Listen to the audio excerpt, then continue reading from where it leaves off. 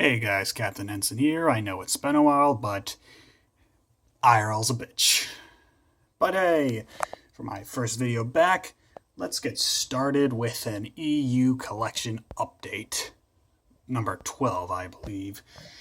And we got some good ones here. So, first up with the epics. Haven't done this one in a while, but Tales of the Jedi Volume 2. Finally getting the actual Tales of the Jedi run.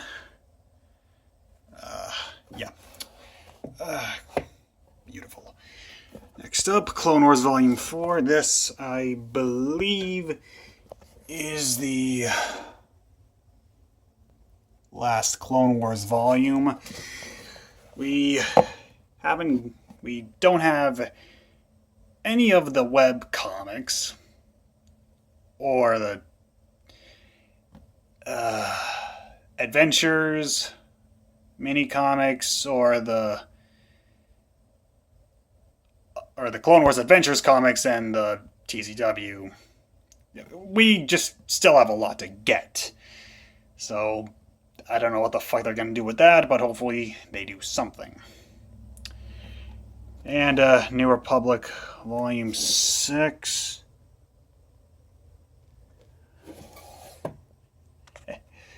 Oh, look at that. And, but still, yes. This is my epic. My Star Wars epic collection. Fucking beautiful. Okay. And first up on the novel list is the hardcover of... So on the list is hardcover of Maul Lockdown. Yeah, I found this, was able to find this at my local comic shop for $20. Pretty much how much it usually goes for, but still really nice find. But the part that really angered me was I saw a bunch of Star Wars hardcovers there, some of which I didn't have. Then I realized, oh, no, these aren't the real hardcovers. They're the fucking science fiction book club hardcovers. So that was a tease and a half. But still, got Maul. Still need the real hardcover of Darth Plagueis.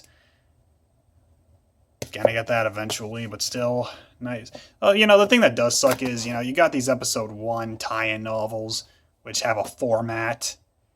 But then you got these two, which use different format, but whatever. Is what it is. Shielding for the extra stuff. Okay, Shadow Games. Yay. Happy to get this. One of the books where no hardcover, just a science fiction book club hardcover, but for whatever fucking reason, that's one of the expense. Well, I don't know why I say fucking, because I couldn't care less.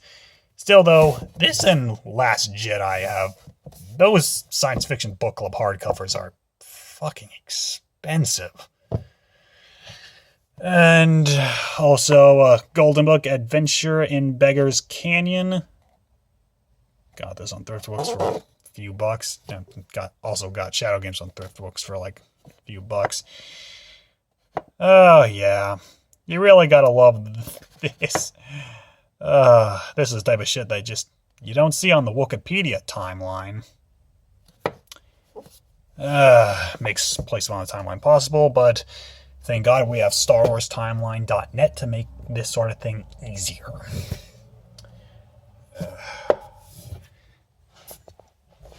Going down, another Ewok books, The Adventures of Teebo. I'm fairly certain this was actually the first Ewok original book. This came out in '84, the same as How the Ewoks Saved the Trees. Interestingly enough, this was written and illustrated by Joe Johnston, who, film director, used to work at Lucas or ILM, and was a production designer on the 2 Ewok movies, and did some stuff for the Ewok show, and I think Droids too. But yeah, just an ILM guy. So I thought this was really interesting. This is his only Star Wars book. Really bizarre, but still. And all in all, the Ewok stuff is really interesting. Seems to be like its own mini canon, I guess is a way to put it. But yeah, nice. Nothing down here. And yeah, as you can see, had to move the Alien and Predator stuff to get more room. Seriously need a new bookshelf, or more bookshelves, definitely on the list. But as for over here, also got Cross Current. Really nice. Also a Thrift Books purchase. So I think in terms of this, or like this specific period post-Jedi, I think I'm just missing one Legacy of the Force book. And it's a paperback, so won't be a problem. Yeah, beautiful. And so now we come to the, not necessarily miscellaneous stuff, but still. First up, more Star Wars Fact File, specifically issues 65 to 86. Oh, yes. Oh, beautiful. Just... When I have all 140 issues, I mean, would I say I'm the biggest Star Wars fan? I mean, I certainly won't stop you if you think that, but, still. Okay.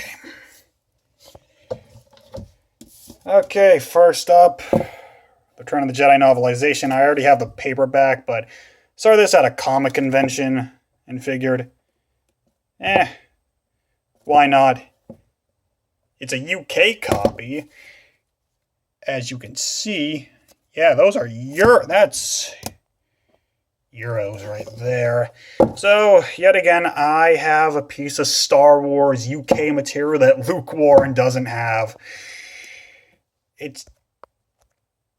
I just think it's a great feeling, It's a great feeling.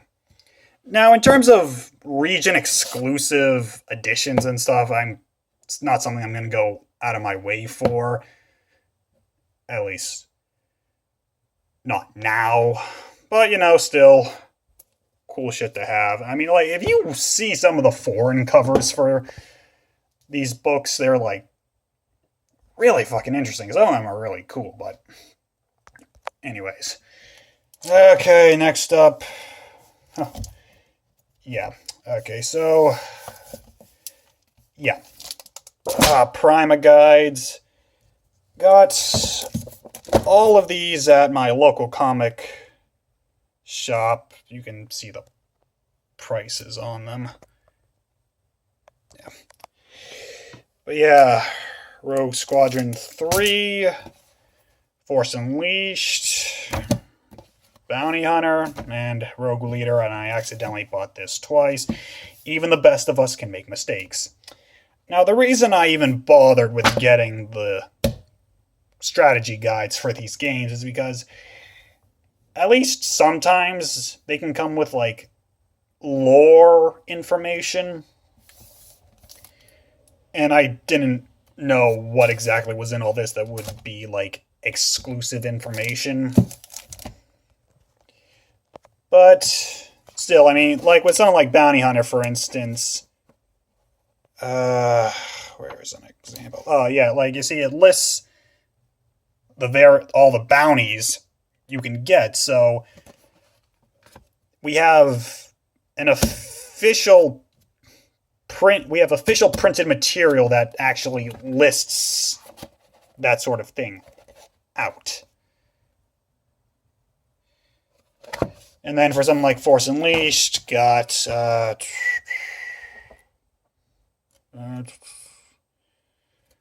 like listing all the character bios and stuff. Now I don't remember if you can. Actually, I'm sure you can. I'm sure this information is just in the game, but still, again, printed material. Unfortunately, we can't say the same for the Wii PS2 version of the game with its exclusive characters. They don't get their own fucking bios. The only time they show up, where they show up in this side, just with the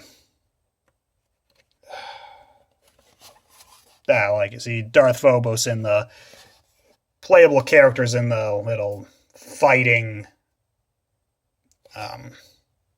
side game. I mean, it's something, I guess, but still, I was really hoping for more information on the exclusive Sith found in that version. And as for the Rogue Squadrons 2 and 3, I don't know if there's any information in there, but still, again, at least I have. Now, moving on, the Essential Guide to Warfare. I gotta check, but I'm fairly certain this means I have all the... No, I think I'm still missing a few essential guides, but still...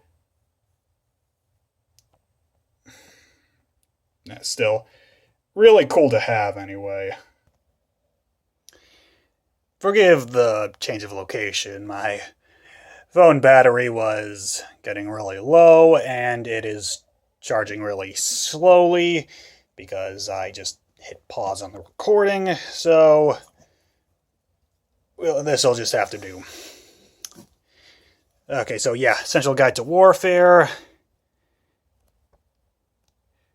Really great to have. Unfortunately, not only was this written by Jason Fry, this also came out in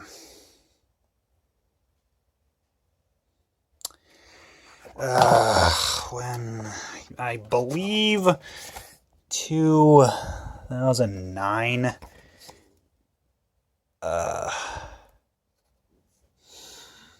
Wait, no. 2012. Wow. Oh, okay. Yeah, that does explain the Disney logo. Unfortunate on many levels. So, yeah. We have Clone Wars stuff in here.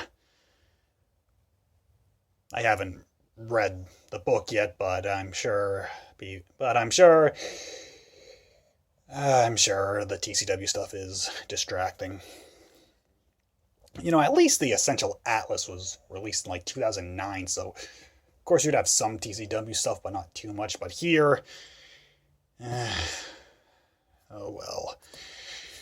Still good to have.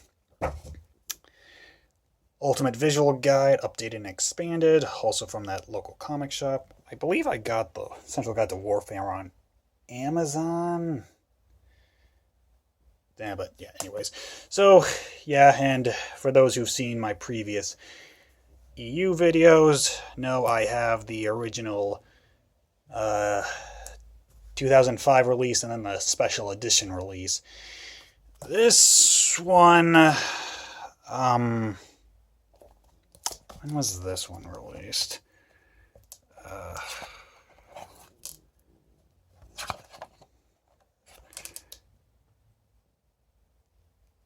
Also 2012.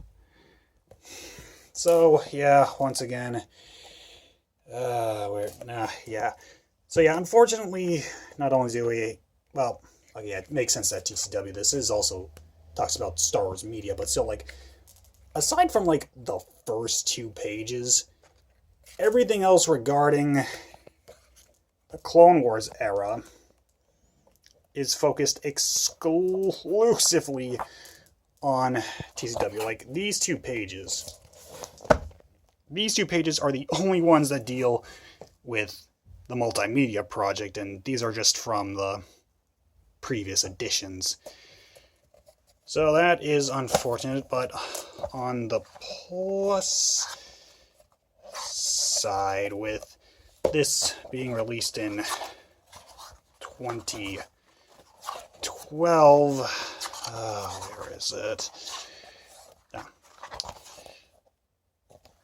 We do get more stuff, say, more entries regarding other EU material, such as 2 pages dedicated to SWTOR. Seriously, SWTOR really needs its own fucking guidebook or something. I hate the fact that it's an MMO. I really, really hate the fact that it's an MMO. So much information. Choices. I hate fucking choices when it comes to figuring out what exactly is canon. But still, that aside, great to have this. Heir to the Empire sourcebook. Got this on Thrift Books for like, I don't know, $30 or so. For those who've seen my previous videos know, I've started collecting the West End Games stuff. So much RPG stuff, not just from West End Games, but Wizards of the Coast, Fantasy Flight, but still. Speaking of Wizards of the Coast, my first...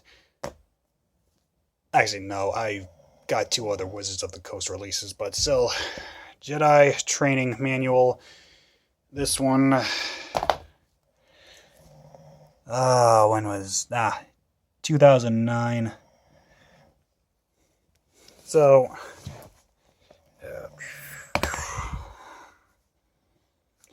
yeah, cool bit of stuff in this release. Now, that's the annoying thing about the RPG stuff. You'll always have lore, canon lore information in them. Also got this at my local comic shop for $60. I went in only wanting to spend $50 from Christmas money, and then I started this book, and yeah, I went to their RPG section, saw that they had this, and it's like, yeah, the Wizards of the Coast stuff can be really expensive, even more so than the West End Game stuff. And I haven't looked too deeply into Fantasy Flight. I don't think they're too bad, but still. And yeah, the reason I've been coy about the final book here is because it is the KOTOR campaign guide. Out of all the RPG releases, this is one I really wanted. Not only because, I mean, the Old Republic era is such a fascinating era in and of itself, but also because here we have a chance to just take all of the Old Republic content and put it into just a single place. Well, the various information about it. 2008, up until 2008, so unfortunately this doesn't have anything on SWTOR or anything after 2008, but still, in terms of the 2 KOTOR games, the Tales of the Jedi stuff, KOTOR comic, it's all here. Like, it's very rare to have KOTOR 2 given the same amount of spotlight as KOTOR 1, but here, yeah, I mean, go to any section and the characters and events of KOTOR 2 are given just as much attention as what we find in KOTOR 1. Oh, and then, of course, you know, the KOTOR comic. Where's this? But, yeah. And also, and this is also another reason I was really excited. John Jackson Miller worked on this, and didn't know Abel Pina worked on it, but, you know, he's certainly amazing when it comes to Star Wars EU. But yeah, the fact that John Jackson Miller worked on this, yeah, I'm really excited to go through this.